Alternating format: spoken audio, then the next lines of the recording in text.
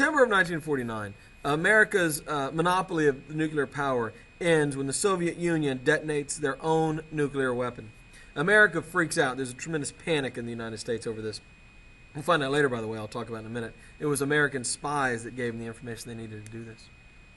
In China, Mao Zedong's Communist Revolution finally wins, and Chiang Kai-shek's nationalist pro-American Chinese government is chased off of mainland China and takes up residence on the island of Formosa, which comes to be called Taiwan.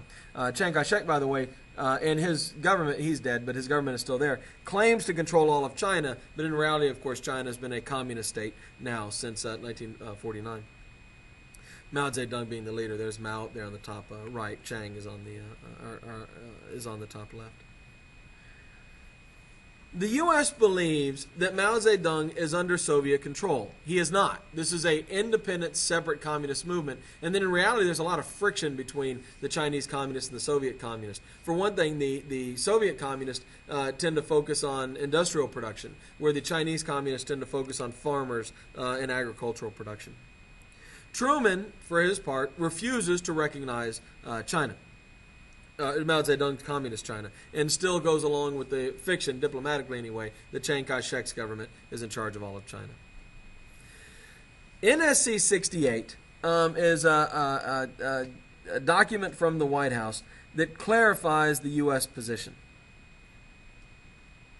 Containment had established degrees of importance for defense. It basically established certain countries, certain zones of the world that were considered a higher priority than others.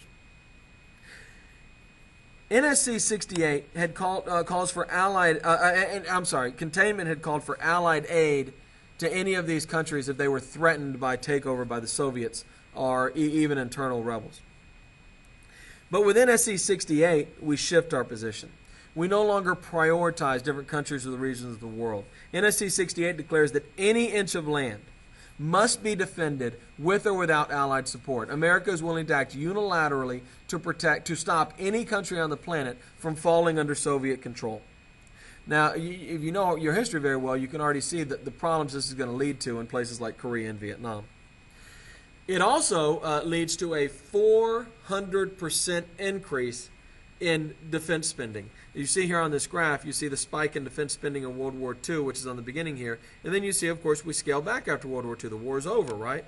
But then you see after NSC 68, government spending explodes again, and it never really comes back down to those post-World War II levels. And it spends much of this time at those NSC 68 levels there of the early 1950s. Truman, incidentally, is blamed by his political opponents for both the fall of China and the Soviets getting the bomb. It's unclear to me how particularly the fall of China has much to do with Truman, and the spy work that got the Soviets the bomb happened a few years before. But nonetheless, these are both considered to be great blows to Truman's credibility and his political prestige at the time.